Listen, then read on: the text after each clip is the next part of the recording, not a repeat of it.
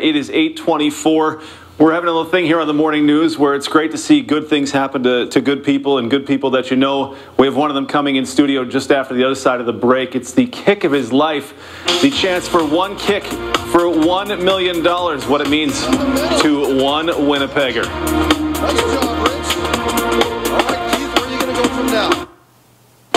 An essential part of a nutritious breakfast. You're watching the morning news.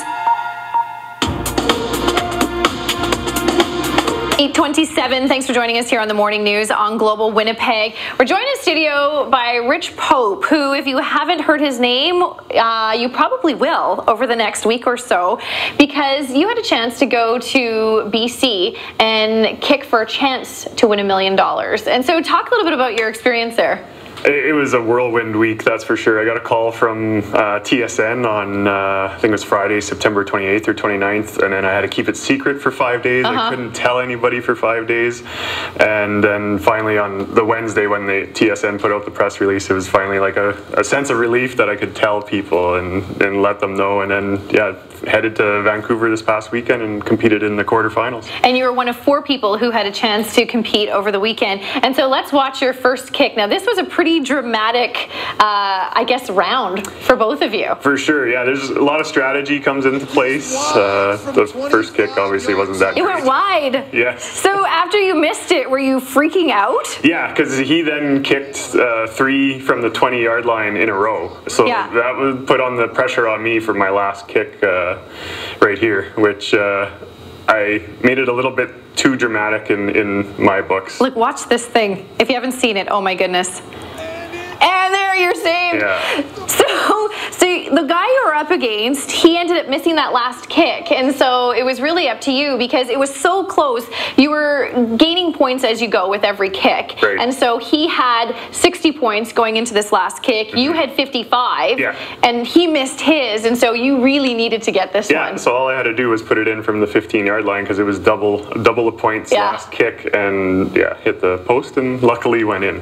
Got the right bounce. On the 18th, then, you're in Toronto, and you compete against one other person, and between the two of you, whoever wins then moves on the following day during the game, the Toronto-Winnipeg game. Of course, Toronto-Winnipeg. The person you're kicking against is from Burlington, Ontario. Yes. Yes. So yeah, I'm hoping that there'll be some Bomber fans in Toronto that when I'm doing the semifinal and then hopefully the final. Are you dreaming of $1 million?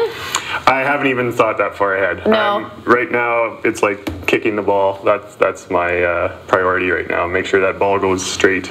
And you haven't really played any kind of professional football, and so how are you studying this? How are you gaining the expertise to be able to do this? I think my soccer background. I started playing soccer this year for the first time.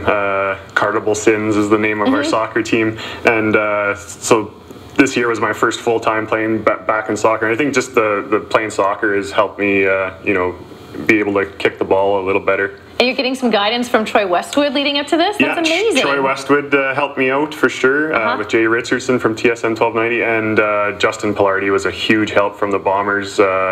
Congrats on him for getting a good win yesterday in Montreal. But he was a huge help, and I might hook up with him again for some more tips. And so you got this tee specifically from TSN to practice with? Right, yeah, TSN, the day after I found out that I was going to be in the quarterfinal, they sent me this tee, and so far it's been my lucky tee, I guess, so far. So 14 million entries, and you were one of 4 picked to compete in this, and you entered 1,000 and was it 47? 1,047 times, yeah. Yeah, so how did you do that? I mean, we're obviously picturing that you're literally entering each one individually, but that's not really the case. No, a lot of people were thinking that I just lived in front of my computer for a month. But you would go to the website, and every day, I wouldn't even go every day. It's just I would get an email reminder every day to go to the website to enter the contest, and I think you get about 38 or 40 entries per day. So, and I know a lot of people that had a lot more entries than I did. So I feel pretty lucky to be one of the 4 finalists, let alone one of the last 2. To go to the final. We're super excited for you. Thanks. Rich Pope, I'm not sure if you're going to be sleeping all that well. Hopefully you'll be rested up Yeah, last night was probably the best sleep I've had so far. Good. After a big turkey dinner, yeah, finally was able to get some sleep. Nice. So October 18th, you'll be in the semifinals, and hopefully you'll be successful there and move on to the finals for October 19th. I'm hoping. Thanks. Awesome. Thanks so much. We are going to take a quick commercial break, but when we come back, we'll have your local headlines, and Mike Conkin will be in with your weather forecast. Don't go away. He's coming for you, yeah, he's coming for you.